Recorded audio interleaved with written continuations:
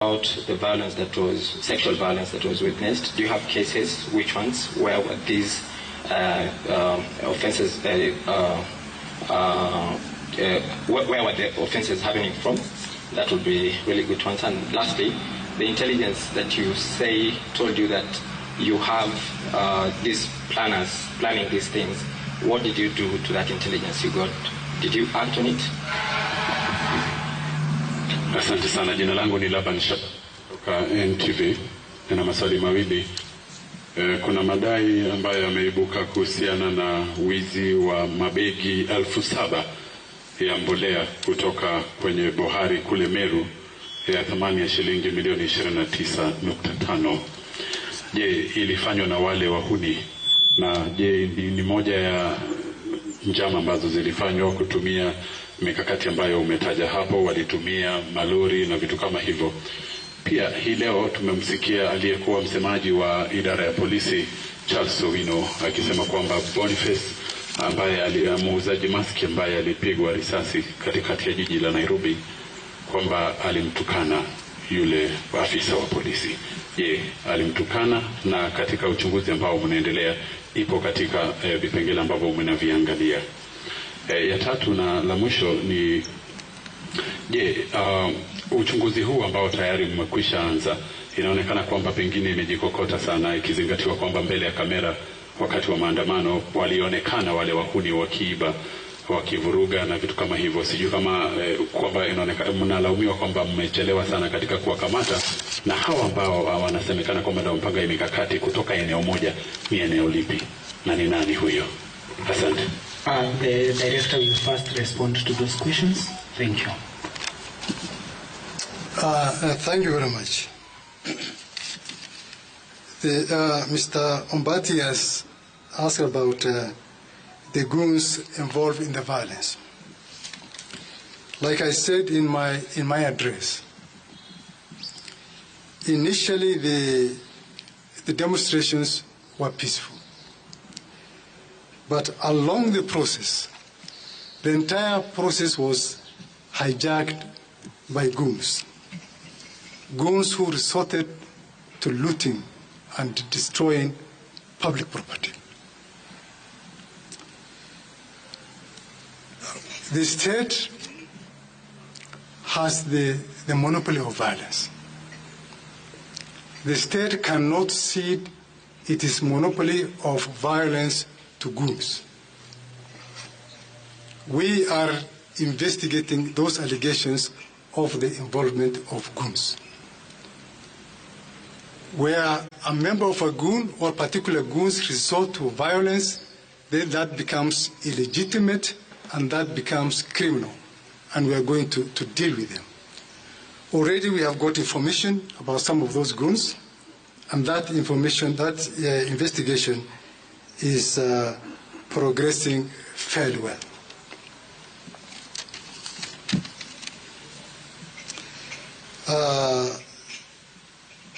Emmanuel Lato, citizen, you spoke about targeting. Maybe you can repeat your question, Emmanuel. What were we targeting? Of course, yes. We have started our investigations long before. And this also answers somehow the question by the NTV. We are progressing with our investigations. And we have the names of the perpetrators. As you are aware, the wheels of justice, they grind slowly. Yeah? But it grinds exceedingly fine. So very soon we shall get all of them.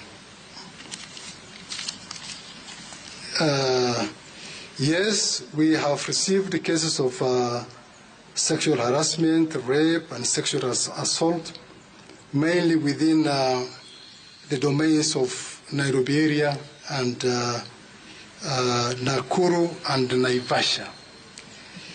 For investigation purposes, we may not be able to share with you the details of the victims, but it is true that We have received that information, and that matter is under investigations. The aspect of the fertilizers, yes, there was that allegation that some fertilizers were stolen. Again, it is a matter under investigations. It may be linked directly or indirectly to the demonstrations, but it is under investigation. Any other question?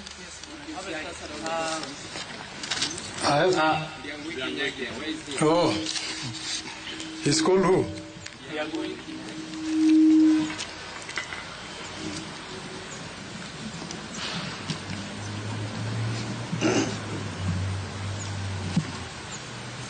Ndangui Kinyangi was a person of interest to us. After publishing very, very inflammatory material in the social media, I'm sure you all saw about the timetable and so on and so forth, which was trending in the social media. And our preliminary investigations established that that social media account belonged to the so-called Ndangui. And we profiled him, we identified his residence, and our officers conducted a search at his apartment in Keno. Unfortunately, he was not in his apartment, but we managed to conduct a search, and we were able to recover an assortment of electronic gadgets that we believe would be useful to us in our investigations. And we were able to do an inventory, which inventory was clearly countersigned by the caretaker of those apartments.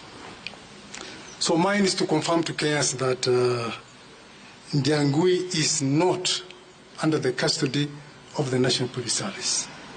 He is a person of interest to us, and wherever he is, I will urge that he submits himself and that he surrenders to the nearest police station.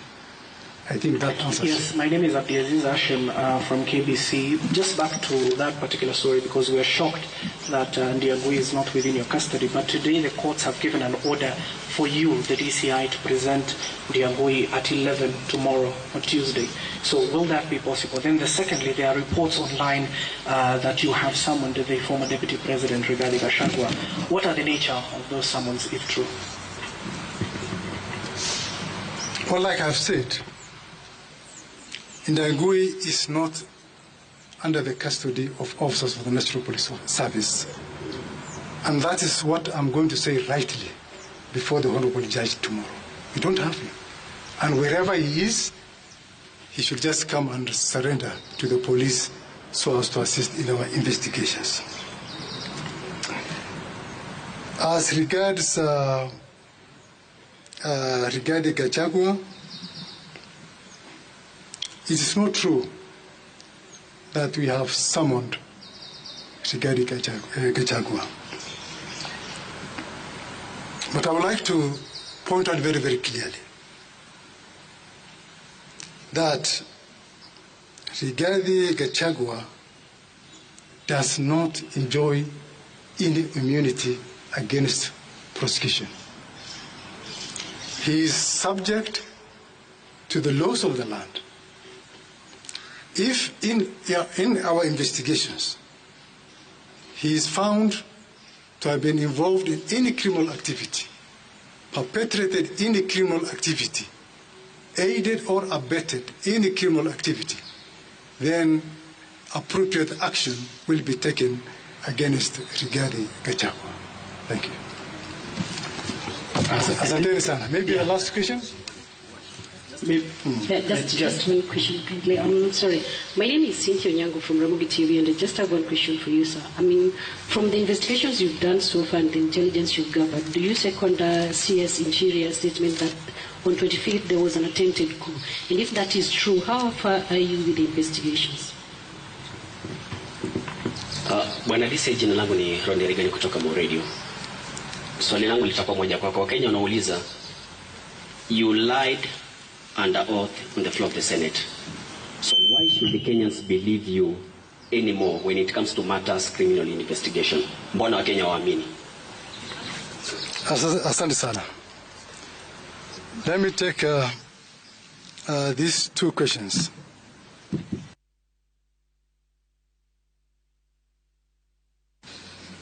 From what our CS said about the attempted coup, I may not want to be an advocate for the CS, absolutely. So he's in a better position to expound his statement. But from the activities and from what we witnessed, people looting and destroying public property, people attacking police stations, burning government institutions, destroying critical government infrastructure. I mean, how will you define such characters if they are not hell-bent on causing anarchy in our country? Which is, and if somebody causes anarchy, then in my own interpretation, that will be synonymous to an attempted coup. About I lied under oath. It is good that I have an opportunity to explain that. That when I appeared before the Senate, I swore while holding the Holy Quran. And I said that whatever I will say before the Senate shall be the truth, the whole truth, and nothing but the truth. Whatever I said, some people who did not mean well for the DCI, for reasons best known to them, misinterpreted what I said. And for those who are following the proceedings,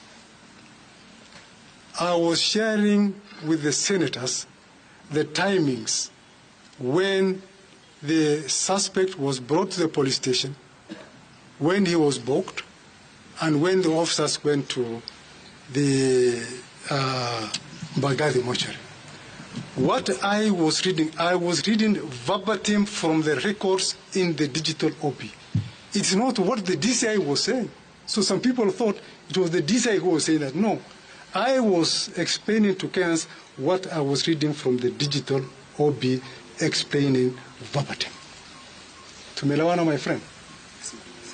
Asanteni sana. Yepe. Kama swali ambalo linahusiana na Boniface, kama polisi